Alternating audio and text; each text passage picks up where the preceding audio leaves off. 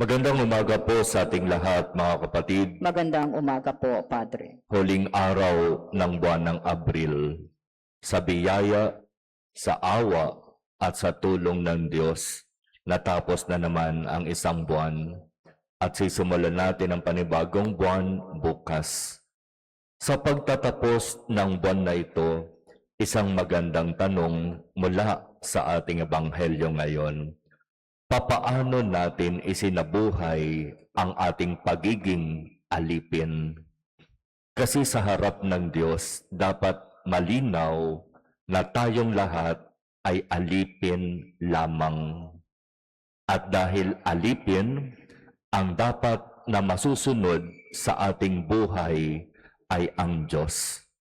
Ang kagustuhan, ang kalooban ng Diyos. At hindi yung kung ano ang gusto ko at kung ano yung kalooban ko. Itong simpleng pananalitang ito ang sinasabi at ipinapaalaala ngayon sa ating ebanghelyo. Ang alipin ay hindi dakila kaysa kanyang Panginoon, ni ang sinugo kaysa nagsugo sa kanya. Bilang mga alipin ng Diyos, dapat malinaw sa atin kung sino tayo sa kanyang harapan, kung saan tayo nakatayo.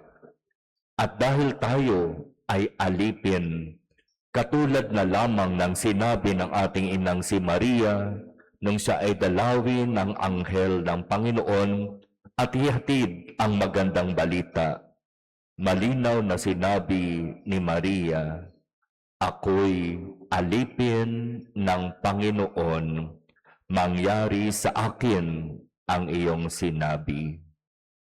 Ipagkaloob nawa ng Diyos sa atin ang biyaya na ang mangyari sa ating buhay, ang masunod sa ating mga desisyon, ang gawin natin sa ating pang-araw-araw na gawain ay ang kung ano ang kalooban at kagustuhan ng Diyos.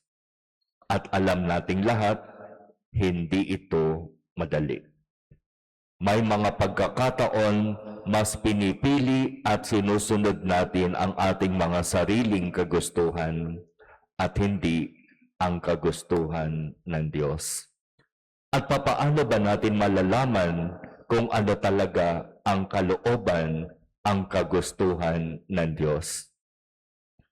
Kung tayo ay may malalim na relasyon sa Diyos sa pamamagitan ng taimtim na pagdarasal, pagkakaroon ng sinasabing buhay panalangin, magiging madali sa atin ang malaman ang kung ano ang kalooban at kagustuhan ng Diyos.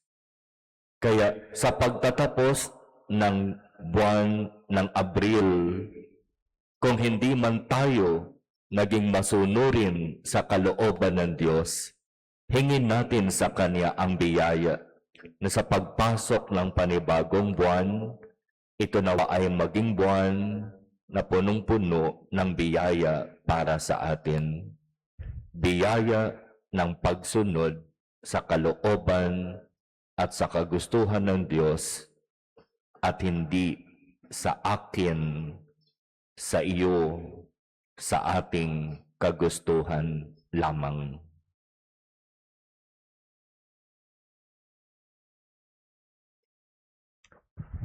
Amen.